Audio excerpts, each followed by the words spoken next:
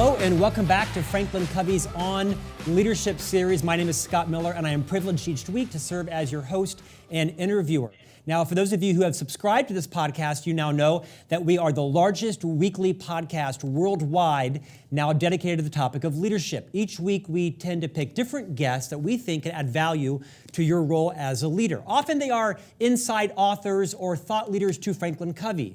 Sometimes they are business CEOs, titans, celebrities that have a particularly valuable point of view, or I've perhaps read their work or know them personally and bring them on set. And today, we have kind of a combination of both. We have a two-part interview of two very influential black men who are leaders in America to speak about the conversation that all of us are talking about right now, which is, of course, the social unrest and Black Lives Matter and how we can all be part of the solution. In just a moment, I will introduce those two gentlemen, and we'll talk to each of them for about a half an hour. Prior to welcoming our first guest, I want to let everybody know FranklinCovey has just authored a new book called The Leader's Guide to Unconscious Bias: How to Reframe Bias, Cultivate Connection, and Create High-Performing Teams. These three authors, Pamela Fuller, Mark Murphy, and Ann Chow, have worked the better part of the last 18 months authoring this book.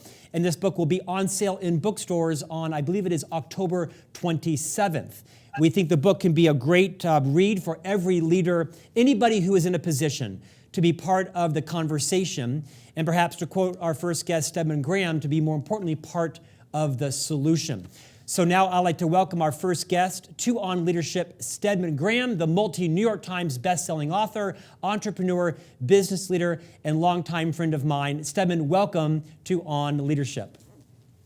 Scott, how are you? I'm great, sir. Thank you for joining us today. I think you're joining us today from the West Coast, is that right? I'm joining, from the West Coast, absolutely. Well, I appreciate you getting up early and talking to us today. Stedman, you and I have known each other for the better part of 20 years. I think I have read every book you have published, including one of my favorites, Identity Leadership, that we'll talk about in just a few moments. Stedman, I invited you on, and it took about 1 second for you to agree, so for that, I am super grateful. Our guest and our listeners today are going to be very interested in what our guests have to say about being part of the solution in this ongoing conversation that's come to, quite frankly, a pinnacle in the last week or so. Before we talk about that, I want to remind our guest of a story that I think is especially enlightening to who you are as a person. About a year and a half ago, when the last royal wedding in England was going on, I believe it was Prince Harry was marrying Meghan Markle. Lots happened since then. And I saw your life partner, Oprah, walking down the aisle prior to the bride or whatever it was. And I think I texted you or I called you and said, Stedman, did you not get an invite? You weren't at the royal wedding. And I loved your answer because I'm going to ask you to check your humility right now and remind our viewers why you did not attend the royal wedding with your partner and friend, Oprah Winfrey. Well, it happened to be on the same date I had an engagement, speaking at a university at their commencement. And I don't care what the situation was. There's no way I would just cancel that and all of a sudden go to an event. And break my word, so that's not even negotiable. So that's why I wasn't there. Stedman, I appreciate you sharing that point because I think that is the perfect story to sum how I have watched your career for 25 years. You and our co-founder, Dr. Covey, were very dear friends, as was your partner with Dr. Covey, and I have enjoyed being just in your realm, reading, listening to you, learning from you. I've invited you on today because I want to get your perspective and really be in a listening mode. As a white man in his 50s, who is a father to 3 sons, I'm a husband, I'm an executive officer, I'm a podcast host, a speaker, I really want to listen to you on how I can be a better part of the solution to the conversation around race that's happening right now in America. You and I have agreed to have a frank conversation. Can you start this discussion around what it's been like for you to be listening, watching, and learning, and what advice do you have around how to frame this conversation on how we can be more focused on being part of the solution and less the problem?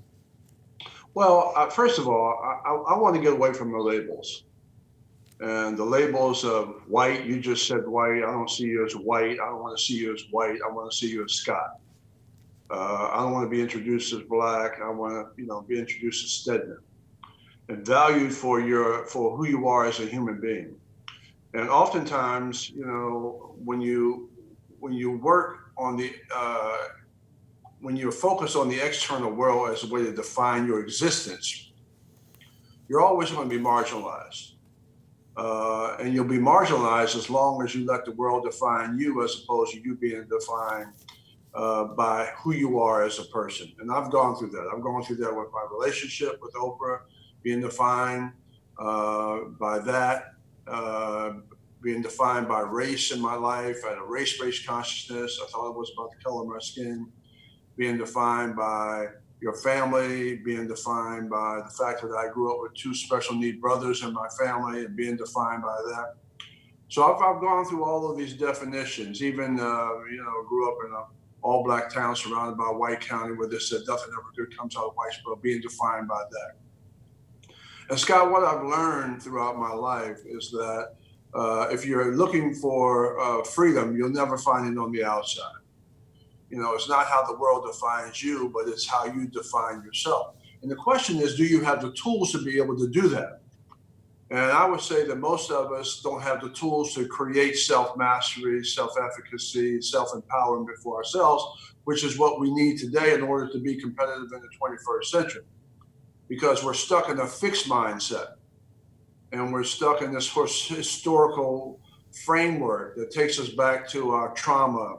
It takes us back to our pain and how we grew up. And today, the world is asking for a growth mindset. How do you move from a fixed mindset to a growth mindset where you understand how to take information, education, and make it relevant to who you are, transfer it to your mind so you become a thinking human being, and then transfer that to the American free enterprise system so you can create and design your own future. Because we live in a world today where you have to create your own design. You have to create your own system for success and not buy into the average system, the school system that teaches you how to memorize, take tests, repeat information back, get labeled with a grade, 2 weeks later you forget the information. Not buying into a system where you keep doing the same thing over and over every single day. So what is your system for success? And what does that look like? And how do you organize that? How do you empower yourself? And that's what we need to solve some of the issues that we're talking about today. Stedman, you are a very successful entrepreneur, the CEO of a company. What advice would you give boards of directors, chairmen, CEOs? Because in organizations, we can be a part of the solution in terms of creating a workplace of inclusion and valuing diversity. As you counsel and coach and talk with senior business leaders, regardless of gender or race or age or sexual orientation, what advice would you give the role of leaders inside organizations at the most senior level about how they can be part of the solution and create an environment where everyone can succeed? Scott, that's a great question. And really, it's very simple. It's 3 words. Work on yourself. All of us are equal because all of us have 24 hours. The question is, what do we do in that 24 hours? And what we do in that 24 hours is really work on ourselves so that the more we have, the more we can give. And it really is about leadership. Identity leadership is, if I defined it, it's self-leadership based on a philosophy that you can't lead anybody else until you first lead yourself. So you can't give what you don't have. So all of my life, what I try to do is to get beyond the labels and to get beyond the race-based consciousness and get beyond all of the internal things that kind of hold me back. So I have to work on myself every single day so I can be the best person I could possibly be. So that would be the advice. The question is, do you know how to do that successfully? And I would say that 6.9 billion people are followers. 1% kind of run the world, everybody else is following. So are you a follower or are you a leader? And do you have the content or the information to raise your consciousness so that you can be the best person you have? That's the question. Are you a reader? Are you a learner? Are you a developer? I know it's what Stephen Covey has dedicated his life to doing, and Covey organization has dedicated their life to doing, is trying to get people to understand how to reach their potential as a human being. That's what you do. That's what you work on.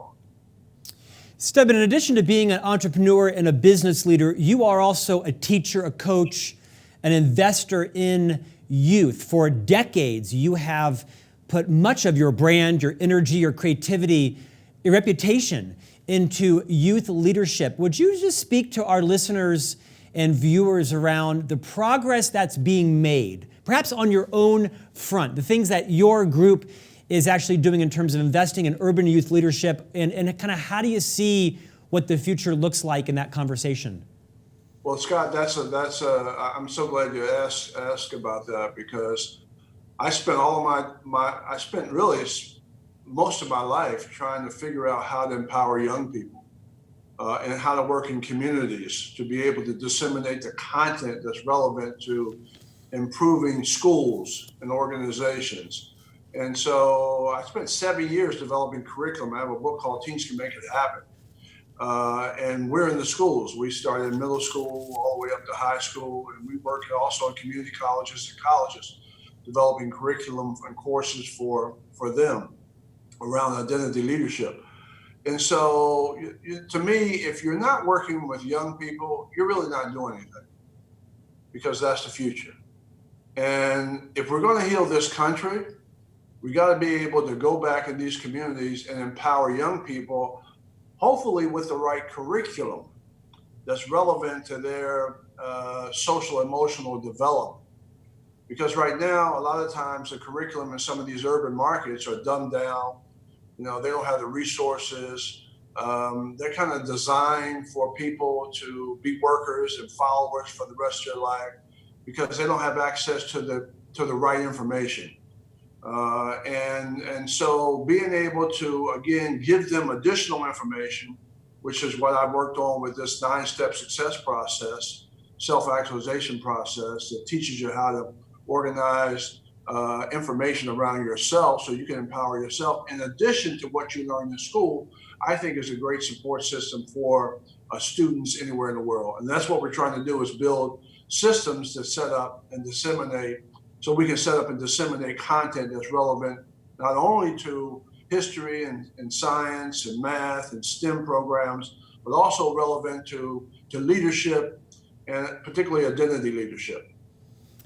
Stedman, it's been a traumatic 2 weeks in America.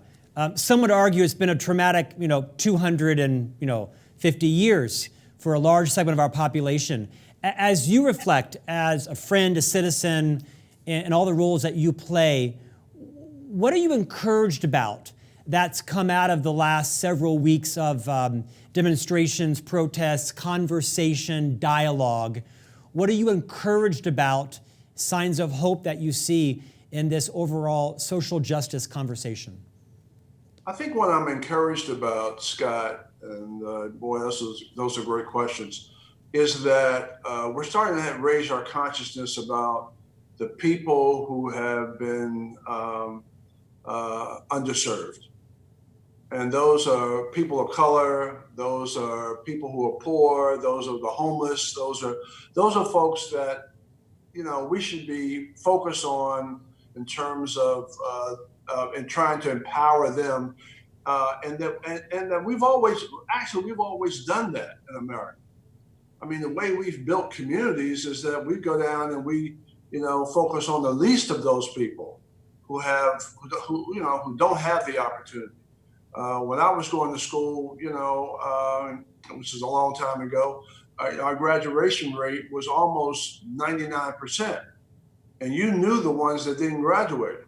Now your graduation rate in some of these cases are 50%, 50%. And you got 50% dropout rates. And so what that says is that we don't focus on people that need the help. And so I'm encouraged by the fact that we're all trying to come together around in America so that we can actually help people who are the least of us, who need the help, and are starting to realize that we cannot build a stronger economy unless everybody participates in that. You can't have the 1% against the 99% that don't have. You know, there's the gap, the achievement gap is too wide. So our ability to be able to understand what we have to do, we got to go back in these communities, and we got to help people who are less fortunate, is what I'm hopeful about. Stedman, I want you to metaphorically put your arm around me like my big brother as I set up the next scenario. I'm going to be a bit vulnerable, and I'll bet you my social media goes sideways when this airs, but here is a personal experience. As you know, I live downtown Salt Lake City with my 3 sons, 6 that are 8 and 10, and my wife, Stephanie, of about 11 years. We live literally right downtown. The Capitol is literally just outside of our backyard. And as the nation inflamed 2 weeks ago, there were massive protests here in Salt Lake City, as there were in nearly every major city across America. There were police cars being burned. There were stores being looted. The Capitol was defaced. There were Black Hawk helicopters. And I found myself, like I'll bet you, some large portion of America distracted by the looters, distracted by the larceny. It was devastating in parts of Chicago. Friends were texting me in real time. I lived in Chicago, as you know, for 6 years.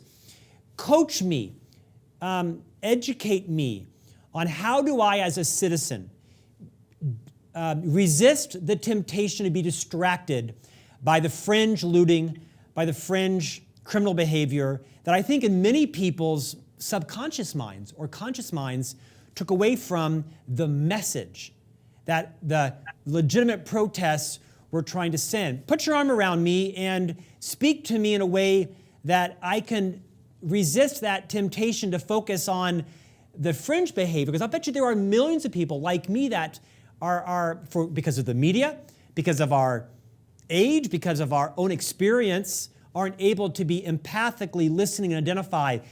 That whole jumbled mess there, what do you got?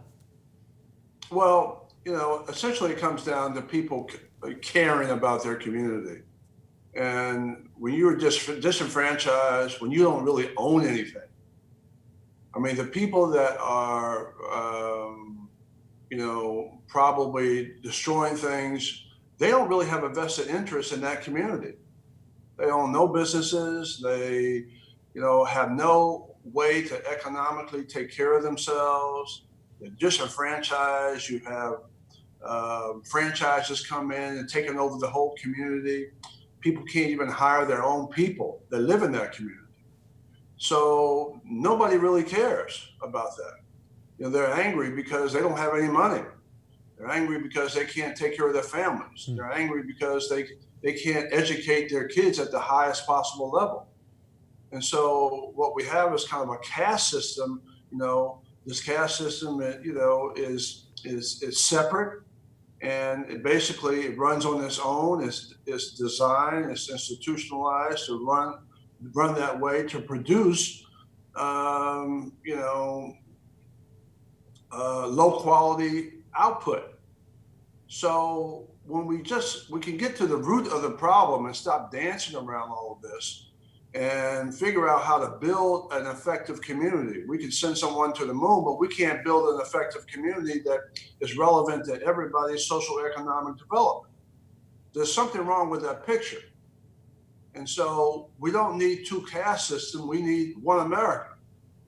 And we need that America to be the greatest America we can possibly build, because it starts with individuals, one person at a time, and it starts with communities and families, and everybody wants the same thing. And so if we want to talk about being competitive in the 21st century, we got to talk about how do we actually work in our local areas, like Utah and Salt Lake and those neighborhoods and those communities, to build them up to where, Salt Lake City and Utah is competitive in the world that we live in every single day. What does that look like? Stedman, how do you right a wrong? I'm going to guess right now in the U.S., and for that matter in the world, there are millions of elected officials, CEOs, business leaders, parents that said something, wrote something, took a photograph in their college fraternity. You see it every day now. Another politician, another leader is taken down, resigns, humiliated because a picture surfaced of them in blackface, or they said something or wrote something that now, of course, is considered unconscionable. Any advice you would give to, I'm going to bet you, a countless number of people who are sitting on pins and needles, wondering if something they did, said, wrote, treated 5, 10, 15, 20, 30, 10 days ago? It's an interesting question, but what advice would you give people to right a wrong that may not have been surfaced, that they may hope isn't surfaced, that they know about something they've done, they don't believe that anymore? It's an awkward question, but I think the answer can be profound to a lot of people. If you were coaching someone that's in that situation, you see a lot of actors and endorsers that are being dropped because of something that surfaced recently. You've been in the media your entire life, as has your partner. Coach us. Well, when you know better, you do better. And, we can't redo things that we did before. We just have to say, you know what? I'm going to just try to be the best person I possibly can. And so you got to be able to give people some wiggle room. Nobody's 100%. And there's no angels out here. Everybody has issues that they deal with all the time. And it's a process of, understanding who you are. And that's a life journey. So like I said, when you know better, you do better. But the ability to be able to be the best person you can be, and really it's a learning issue of how to take information and knowledge and make it relevant to your development. And that's a leadership issue. This is also a structural issue. So we got to be able to organize the right content and at least care about the people in our communities, and care about the young kids in our schools, and care about folks having jobs and developing equality and all of that. So it's ability to be able to give people the opportunity, and we know how to do that. We really understand what that looks like. We understand what makes up a strong family. We understand what makes up a strong community. We understand what makes up a strong school and organization. We get that. So how do we all come together, taking our intellectual capital, putting that together to be able to figure out how we empower each person, one person at a time? I mean, that's what I've spent my whole life doing, is teaching people the process of success and how that works. And what I understand is this, that the process of success is the same for everybody. The difference is some people know it and some people don't. Stedman, you and your partner are wildly well known and influential in the spotlight, whether you want to be or not. I follow Oprah on social media. I saw a post, I think, of you and her doing a puzzle during the quarantine a few weeks ago. It's kind of an endearing insight into your life. Throw me a bone. When you're watching the coverage with Oprah and the last couple of weeks of protests and such, and with the 3 or 4 very public murders of black women and men in America at the hands of law enforcement or otherwise, and you put it on mute or you turn the TV off, what's the conversation like? Well, like the rest of the world, we're really disappointed that, you have a policeman who can put their knee on somebody's neck for 8 minutes and 47 seconds and people just watch and nobody says anything. And the guy is saying, I can't breathe, and he's dying, and he's calling for his mother. And again, nothing happens. And so, we're kind of outraged by that. So it's kind of a perfect storm where you have all of these incidents happening at one time. But this has kind of been going on for 400 years, and you create, this caste system has been created for people to basically not have social economic opportunity and to be marginalized based on the color of their skin. And so there's stories after stories after stories after stories after stories after stories throughout the years of families that have been destroyed and people who have not had the opportunity based on the color of their skin. And again, it's happened for a lot of different cultures that have come into this country. The Italians, the Jewish culture, I'm sure the Mormon culture has had its issues. And so, it's power versus the powerless. And, systemically, when you can create an oppressive system that is put in place, designed to marginalize your existence, you got to be on your game all the time to get beyond that system in place. And so, so we're always talking about what is, and then we're talking about what are the solutions. And of course, Oprah has done so much for so many people, and she's given back so much of her wealth, and she's helped so many people, and she's spent her whole life trying to empower people as much as possible. So I'm just fortunate to have a partner who is just unbelievable, and I've learned so much from her.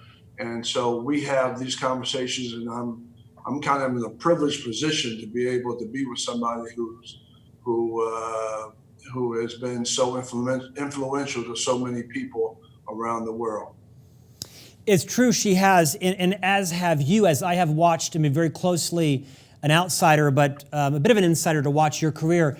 You're a prolific author, New York Times bestselling author. Your book, Identity Leadership, I think really is a treasure because you are an expert on leadership, practitioner, teacher, coach. You talk a lot about the role that self-awareness plays, Stedman, in identity leadership. Would you reorient our listeners and viewers to the concept of identity leadership and why you're so passionate on the value that self-awareness plays as it relates to that topic? Thank you, Scott. Well, man, I've dedicated my life to this process because I lived it. Yeah. I live it every single day. I get stuck in a box and people define me by labels and all of that. And so my goal is, again, not to have people define me, but for me to be able to define myself based on a 9-step success process. And the first step is you got to know who you are. That's the key to all of this, is knowing who you are, knowing how to take information and education and make it relevant to your development based on your passions, based on your talents, based on your skills, and most importantly, based on the most powerful word in the world, which is love. So it really is transforming your life from negative to positive, or from hate to love. And love is the foundation for organizing information. It's the foundation for organizing your strengths. It's the foundation for organizing your talents and your abilities. And so today we need love. We need to find it in our own lives first, so that the more we have, the more we can give love back. And then we need to create a vision for ourselves to see not where we are, but where we can be. That's really a leadership issue, is that it's not so much what has happened, is that what can we learn from these events, and how do we now make ourselves better? What kind of country can we build for the future? And how do we lead other countries around the world? And then we have to have a plan for that. We have to organize and design a process for that. And then we have to have a value system that goes with that. And we have to be able to build a team around that. And we have to be able to understand the value of information and education, how it becomes relevant to the 21st century. And how do we become competitive in this technological revolutionary time in our life, where now it's about the information and it's about the knowledge that we acquire for ourselves, and how do we disseminate that knowledge to our communities so that they have the ability to be competitive in the 21st century. So, I've dedicated my life to teaching people systems of how to do that in a personalized manner, as well as, I'm in the schools, and, I work with educational organizations in teams and corporations, and I have my clients, and I'm teaching them in the same process that I've learned for myself, so that I don't become a follower. I can become a leader of my own development. So the more I have, the more I can give. Stedman Graham, people ask me all the time, so what is Stedman Graham like? And I'll say, you know what? He's just a gentleman. I mean, all the other adjectives I could use, you've proven it again today. You are the consummate gentleman. Thank you for carving out time out of your otherwise very demanding schedule to join us today on leadership. This is why Dr. Covey was such a raving fan of you, because what you do, what you say is very congruent. It comes alive in your book, Identity Leadership. And I, on behalf of our CEO and Chairman, Bob Whitman, thank you for joining us today for this very important conversation. We wish you and your family safety in the pandemic, which we're still going through, and look forward to partnering with you in the future as well. Thank you, Stedman. Thank you so much, Scott. Great job. And now for our next guest, Greg Moore, the former managing editor of the Boston Globe and the former editor-in-chief of the Denver Post. In both positions, Greg led teams that won Pulitzer Prizes for their investigative journalism. Greg, welcome to On Leadership. Scott, it's good to be with you. Greg, so you are a lifelong journalist. In your most recent reinvention, you are now one of the principal owners of Deke Digital, which is an expert media company based in Denver, Colorado, where you take executives, leaders, and help to create them as thought leaders while helping them place their articles and their points of view in a variety of media venues. You are a partner of FranklinCovey, and you are responsible, as are your partners, for a lot of our successful distribution as well. Could not be a bigger fan of Deke Digital and of you as well. I'm so delighted that you've joined us today. And let me start with, first, happy anniversary. You and your wife just celebrated, was it 30 years? 20. Yeah, 20. I'm aging you. Yeah, you are. Hey, it's felt like 30 for her, I'm sure. Yeah, right. Exactly. And also, simultaneously, congratulations on two of your youngest daughters just completed school. I believe it is your oldest daughter just graduated from high school virtually. Is that right? From high school. Yeah, just graduated from high school. And I do want to do a little shout out to the headmasters across the country who are trying to make high school graduation still a special experience for these kids. And our headmaster did a really great job on Zoom. And then we later had a parade, and the kids just felt very, very special, and they won't forget it. And all the efforts that are going into making this special around the country, my hat's off to these headmasters under some very difficult circumstances. Amen to that. We had a very similar experience.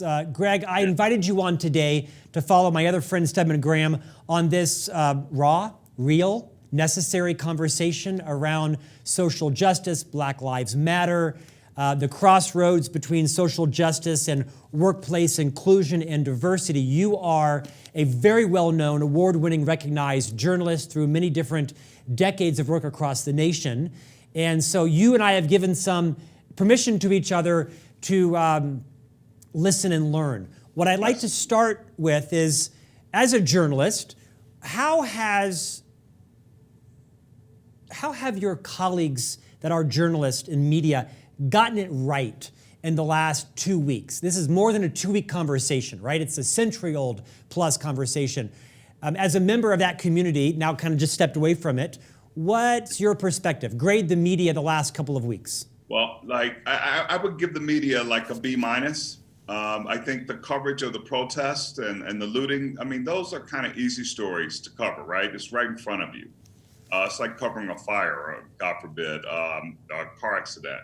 But I also think they've done a really good job by not sanitizing the language, like using the language head on, like the word racism, structural racism.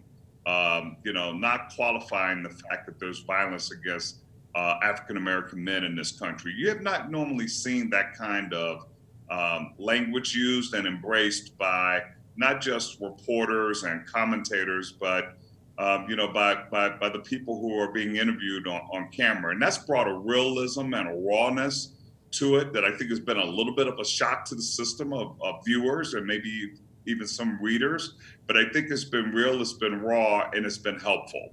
But, can we do better? Yes. And how? By focusing on the issues, like breaking it down and explain, about policing in America, and explain about redlining in America, and explain about educational inequality in America, and start talking about, why online education is going to be fraught with difficulties if we don't provide broadband internet service to all communities. So there are a lot of equity issues and stuff that need to be examined. I don't expect it all to happen in a week or 2 weeks, but a B- for me is pretty good. Greg, I would describe you to my friends as kind of my big brother. You've been helping coach me on my writing, on my articles, on my books, and in columns in the last couple of years. So I've gotten to know you very well. And with that, I'm going to take some liberties to have you help to educate me as a white executive in my 50s, and so that I can be part of the solution. Let's get started.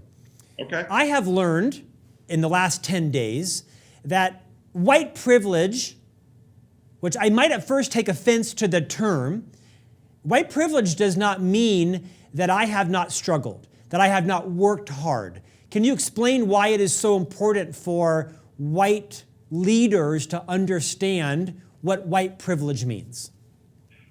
It's important. It's important to acknowledge being able to go through life and never feel once that you were denied an opportunity or you were treated differently because of the color of your skin. That's all that is. Is that if you're a white in America, if something bad happens to you, the first thing that comes to mind is not the fact that you're white. If you're an African American and something bad happens to you, that you don't get served in a restaurant, somebody comes in, after you've been standing there for 10 minutes and they get helped, and you, if you're African American, you think it has something to do with race. Now, maybe that's psychosis, but it's also the result of experience. So it's just the acknowledgement that, by virtue of being white, there's certain things that you don't deal with in American society. And one of them is race, no question. When I read your recent article in the Colorado Sun, I'm going to ask you to speak to that in just a moment. It was a heart-wrenching look into your life as a black man, as the father of black children. I'm going to get to that in a moment. It reminded me of something. A few months ago, back prior to quarantine, I gave a keynote speech in Kansas, in rural Kansas.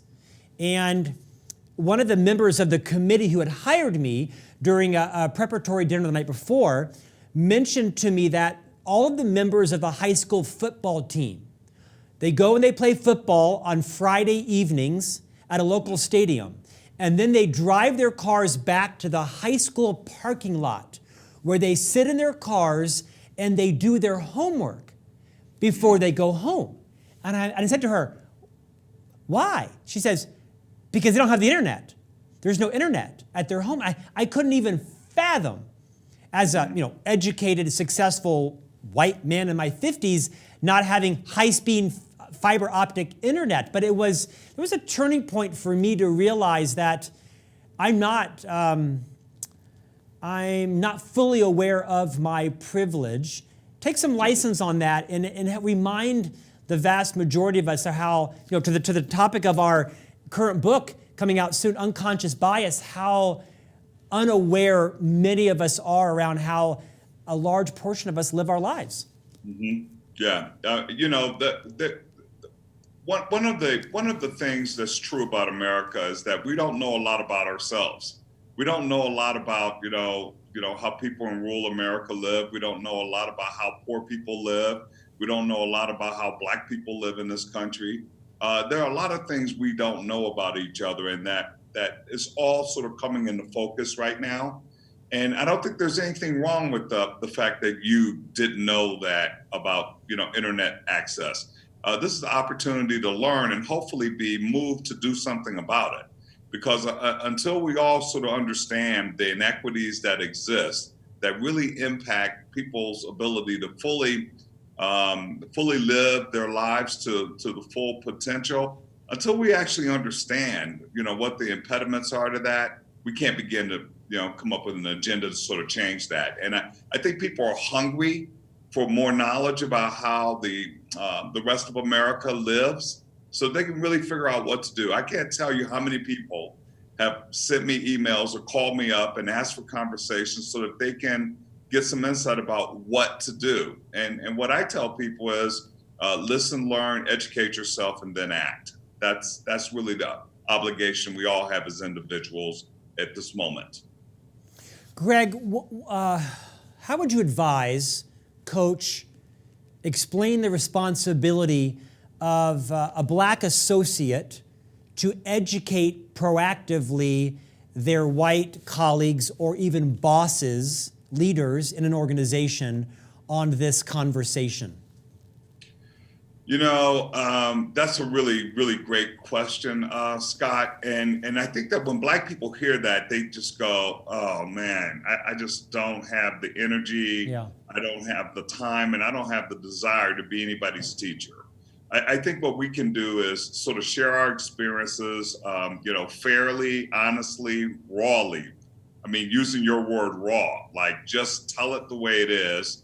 And try to encourage people who really care about this issue, to begin to do the work of educating themselves and talking to a broad range of people, not just the one or two Black people who work with you or that you know in your social circle, but make yourself uncomfortable. Go out and meet some other folks.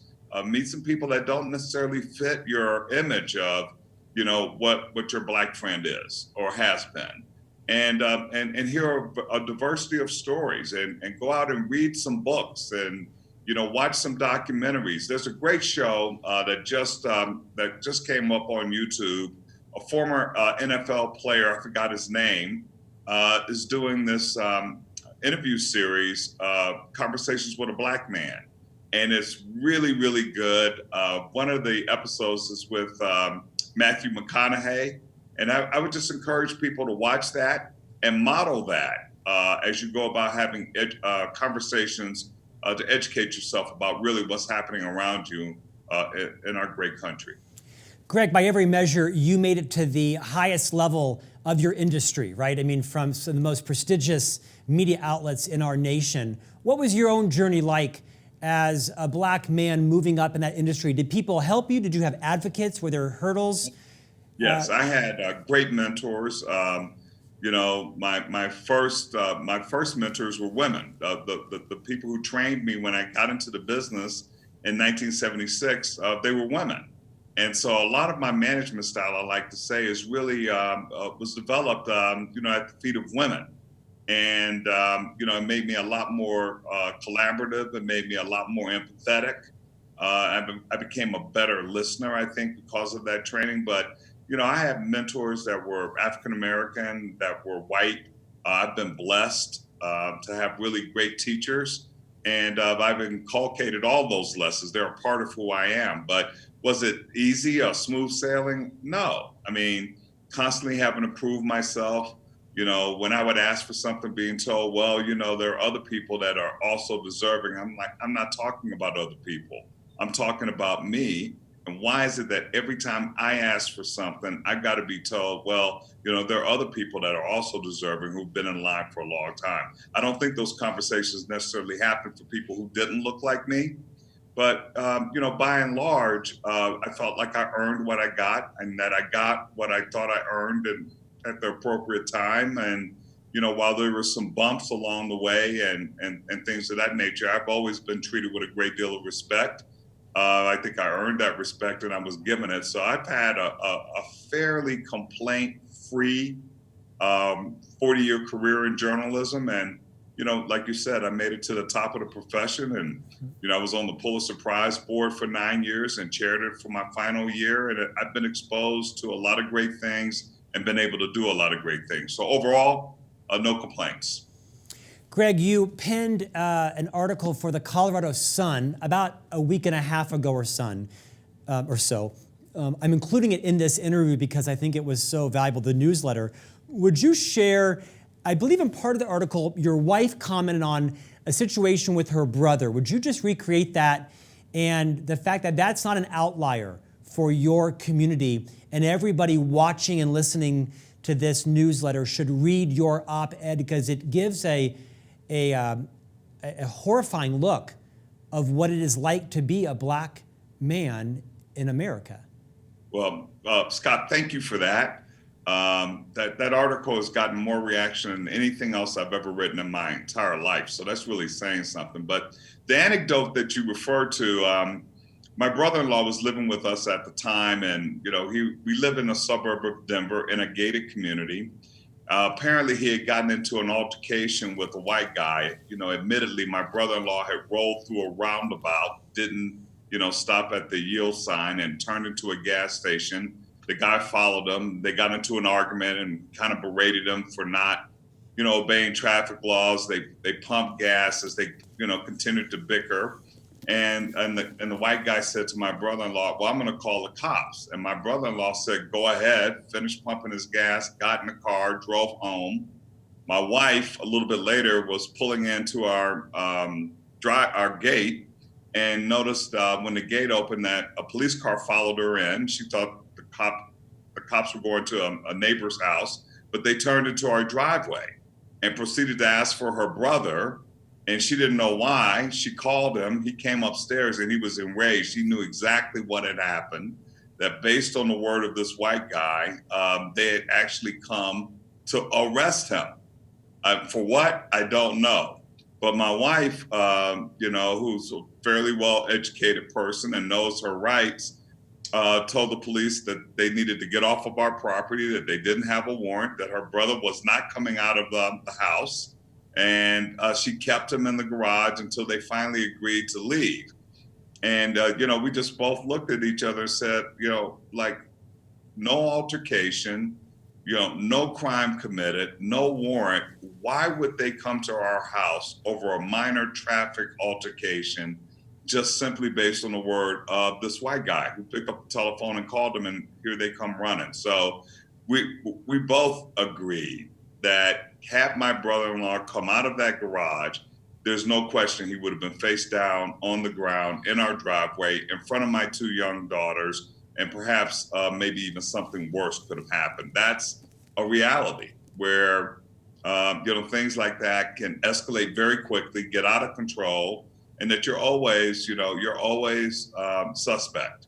You're always suspect that you're going to be treated that way. It was a really incredible experience. Later on, they issued a summons, a court summons for my brother-in-law to come to court, and that was the last straw for me. I picked up the telephone, I called the police chief in town, complained about their treatment, and it's the first and only time in a 40-year career that I have mentioned my position as an editor when lodging a complaint, and that summons was withdrawn. Greg, I reserve the right each week to write a blog that accompanies these interviews in the newsletter, where I recap an insight on the interview. And this will be the first time in 110 episodes where I actually give the space up and turn it over to you. You don't know this, but I'm going to replace my blog with a link to your article, because I think the article, beyond your brother and sister or wife's story, you share numerous other instances of times where you have faced horrifying scenarios that I can't even relate to. So I'm going to give that space because I want that article to get an extra boost. Thank you. I think it's a super valuable piece that you've contributed to the conversation. Let's keep going. Greg, I live in Salt Lake City. Lots of protesters the last 10 days, lots of crime, lots of looting. There was on video live a video of a white man, I think in his 60s, that pulled up to the burning police car a week ago Sunday, got out and apparently, according to bystanders and to him in the news, yelled, "All lives matter." And then he proceeded to take a bow and arrow, a crossbow and an arrow, and pointed it at some people. I think he also had a knife. The protesters took him down, fortunately, before he could shoot anyone with his bow and arrow.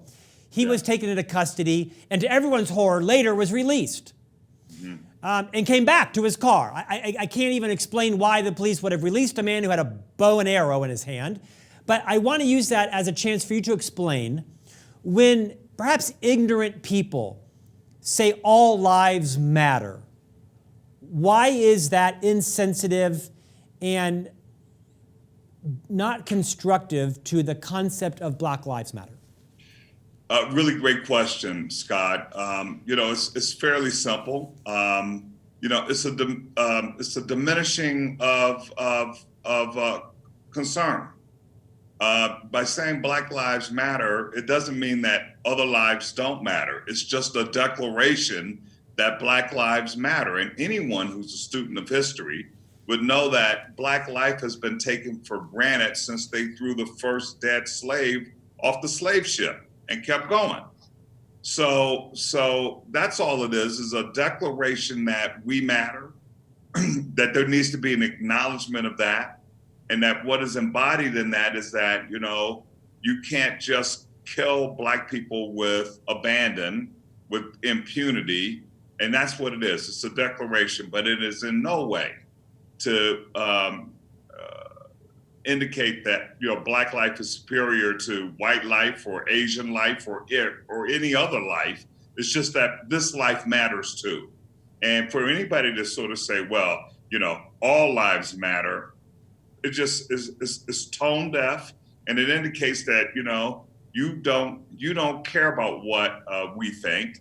You don't care about our declaration saying, as you may remember this from the garbage strike in Memphis that led to the assassination of Martin Luther King, when the garbage men who were on strike, they had a sign. Do you remember what it said? I don't. I am a man. I am a man. That would be like, in response to that, we go like, well, we're all men. Well, no, that you're missing the point. And it's exactly the same thing. So, Black Lives Matter is a declaration that, what has been happening for all these years cannot continue to happen. That, as Jesse Jackson says, I am somebody. It's just a simple declaration. Greg, I'll bet some listeners and viewers are frustrated with the simplicity and perhaps apparent ignorance of my questions, but I think these are important questions to ask so that the conversation can continue to sophisticate and that everyone, to quote the previous guest, Stedman Graham, can be focused on part of the solution. Greg, you obviously are in the highest level of... I like your questions. Well, thank you, my friend. You are obviously in the highest level of boardrooms, conversations, working every day with CEOs, coaching and advising business leaders on how they can become more influential in their industry. That is your expertise, Deek Digital. What advice would you give boards of directors, CEOs, and chairmen of boards on how they can change the landscape of their organization? For example, FranklinCovey, right? We are a 40-year company in Salt Lake City. We're a public company. Our chairman, Bob Whitman, and our chief people officer, Todd Davis, are passionately committed to improving the diversity of our board and of our executive team. Fact of the matter is, our board has 2 non-Caucasians on it. We're making great progress towards greater diversity. We have 3 females on our board. Our executive team is lacking in diversity, both in terms of sexual orientation, gender, probably age, racial diversity. We're making progress. We all know it's not enough yet. Right. How much is enough? If you were advising our chairman, Bob Whitman, on the makeup of our board and the makeup of our executive team, what advice would you give him? Again, really great question. The advice I would give him is if you don't think you're where you need to be, then you got to keep working. Okay. So what happens in a lot of organizations is, they just stop reporting numbers or they stop taking photographs of their board. If you would not be comfortable taking a photograph of your board and having it circulated all around the country, then you got a problem, okay? And you need to fix it. So how much is enough? I don't know how much is enough. I just know that where we are is not even close to where we need to be. In terms of my advice to, corporate America, I would say, go in your organizations and start asking questions. Start talking to your staff, the people of color who are in your workforce, as well as the white employees, because they know what's going on. And the problem in America is that nobody asks the question of, how are you doing? How do you feel here? Do you feel like you're heard? Do you feel like your opinion matters? Do you feel like your contributions are recognized? Do you feel like you're being paid equally for the work that you do? Hey, Greg, I asked Stedman this same question because, again, I want our audience to understand your point of view on this. Over the last 10 days, there have been, I think, very effective protests around the nation, including in Salt Lake City. And in almost every case, not every case, some of it devolved into looting. Some of the protests, which is our constitutional right, were hijacked, you might argue, by looters, by criminals taking advantage of the opportunity. What would you say to anybody like me that's listening and learning and trying to differentiate between the message that in some cases was distracted and hijacked by the looting going on? Will you talk to that point? I mentioned to Stedman that somebody on my social mentioned that looting and the destruction of property was a long accepted term of protest. I don't expect you to answer any certain way. I'm just interested in your point of view on the role that looting played during the last 2 weeks of an otherwise generation-shaping awareness and conversation. Yeah, one of the things I would say is that we shouldn't let the actions of a few overshadow the actions of the many. The vast majority of people that were out protesting were law-abiding citizens, and yeah, there were some bad actors who, took advantage of the opportunity to loot. But I don't think that we should let that take away from the larger message here. Looting, is it an accepted, sort of part of protesting in America? I don't think so. The vast majority of protests that took place during the 1960s and later even during the Vietnam War didn't involve looting. I don't think that's an accepted sort of part of American protest. It's not. It's criminal behavior. And I think it should be just sort of relegated to that. In terms of the message that people should be taking from this is that, yeah, people are angry. Yeah, people are frustrated. And, does that frustration sometimes manifest itself, as a garbage can thrown through a window and people taking advantage of looting? Yeah, it probably does. But that doesn't mean it should be condoned. And I've said this a bunch of times. I mean, my heart weeps for those store owners who have invested their life savings in building up a business and trying to serve their communities, only to have it destroyed and ransacked during a moment of extreme frustration in a community. So we have to deal with these problems so that these things don't fester and then explode the way we've seen that happen in, some parts of Washington, D.C. and Minneapolis and that kind of thing. But I don't want to get it twisted. I want to stay focused on what the real issues are that have brought millions upon millions of citizens into the streets of America, not just Black people, but a rainbow of folks who really want to see real change in America when it comes to race relations and equity. And it's a really important moment for our country, and I think we're witnessing something really, really great. Greg, had I known you a decade ago, you easily could have been the godfather, right, to my children. If you would have caught one of my boys out looting during the protest, you would have done what? Oh my goodness. If I had caught one of your boys looting, I think I would have grabbed him up and told him, look, I'm taking you to your dad, and drove him to your house with the shoes or whatever it is that he took, and, turn him over to you. What I hope would happen is that you, or if it were me, I would march him back down to that store with the merchandise, make him put it back where he got it, and then we take him over to the police station so you can have a conversation about, what that kind of behavior leads to. Sometimes you just have to acquaint them with the consequences of their actions, and I'm a big believer in that.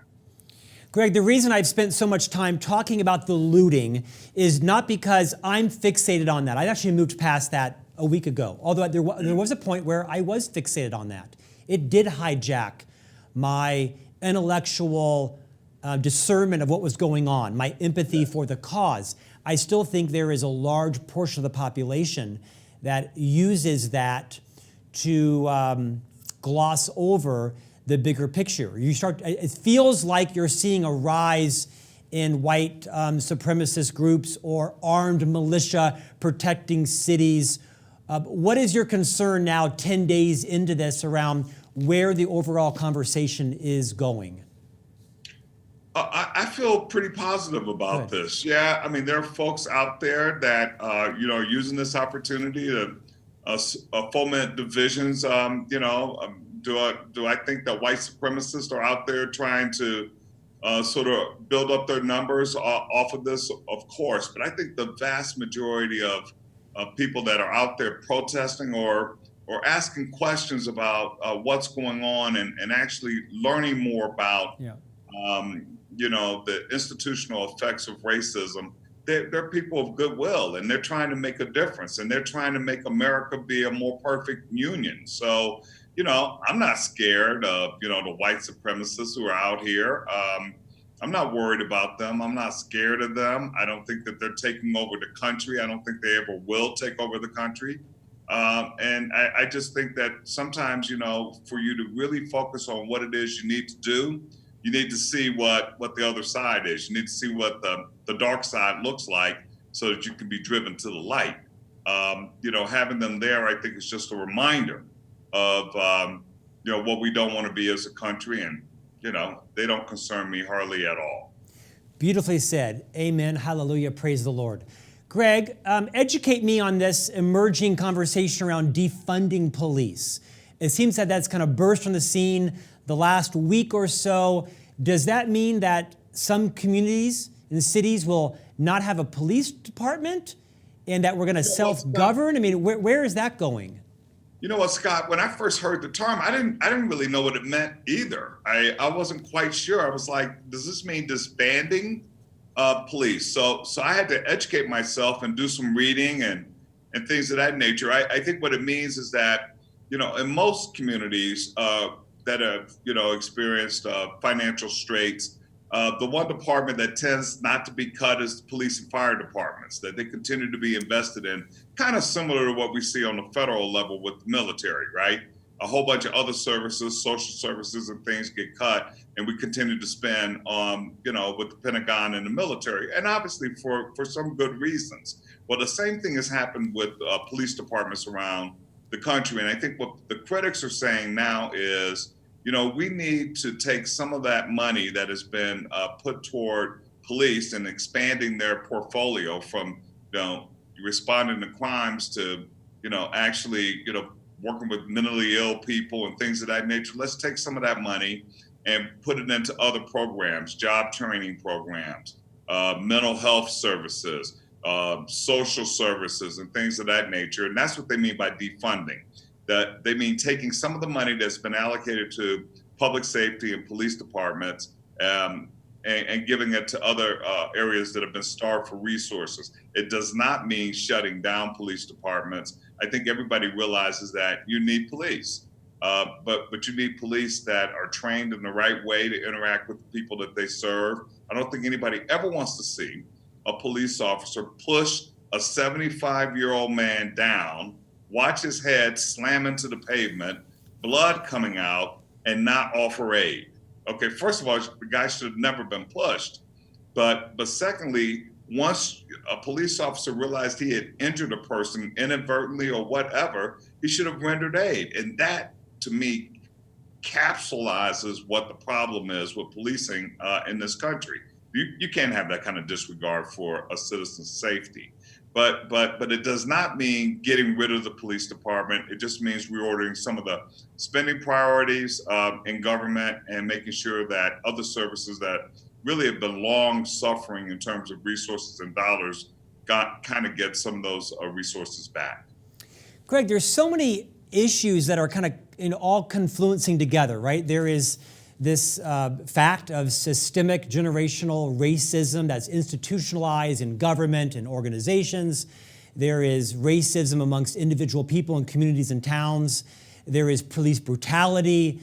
There's lots of different issues. Is the biggest issue that someone like me can focus on to be part of the solution? Is it one of those? Is it all of those? Because there's lots of different conversations going on. There's police brutality, and then there is Black Lives Matter, and there is systemic racism in companies and multiple other issues. What do you want me to know, and what do you want me to do? Well, as I said earlier, I just want you to learn about all those issues. I think that we all have to take responsibility for, educating ourselves, reading about these complicated questions.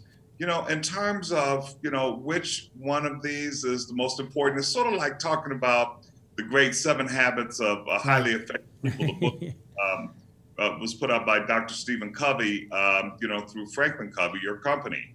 And somebody had asked him which one of the 7 habits is the most important. And it's like, well, his son would tell you it's the one that you're having the most problem with right at that particular moment. I think the biggest issue at this particular moment is the income inequality gap. Because if you don't have money, you don't have resources so that you can, get internet or, make your home more energy efficient. A lot of poor people in this country spend like 25 or 30% of their income just on energy, okay? Electricity and gas and stuff like that. People don't understand that if they were in a more energy efficient environment, they would actually have more money in their pocket. So I think addressing the wealth gap in this country, which really sort of correlates with with race, is probably one of the most important issues. It's certainly one that I'm going to be working on.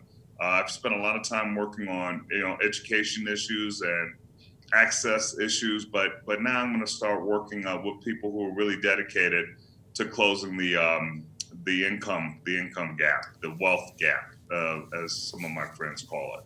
Greg, I don't mean to try to make you an expert on all topics, or to be the moral guide of our country, or to be the president. Maybe you should be, but we'll talk later about that. Speak to all of the viewers and listeners who are in law enforcement, who are married to a law enforcement professional. What do you want them to know and hear? I don't think by any measure do you demonize everybody in law enforcement. What would you like for anybody who surrounds the men and women who protect our livelihoods and keep our cities peaceful and render aid to us? My neighbor's house caught on fire on Sunday, and the house burned down. And there was police and firefighters risking their lives to save her home and her possessions and her memories. What do you want them to know about the state of America right now? Well, here's what I would say to police officers. And I actually said this in the article that you referenced earlier. I wrote and very clearly stated, I do not hate police. I fear police. And I think that anybody that's in law enforcement, if you're looking at me, a 65-year-old Black man who has ascended to the top of corporate America, has been afforded great opportunities to make a good living, and I'm in fear of police officers every time I step out of my house, that I know without a doubt that I could have been George Floyd, then you got to look in the mirror and say, why does that guy feel that way? And what is it that I'm doing that elicits that kind of fear in a person that really should be walking around on top of the world, okay?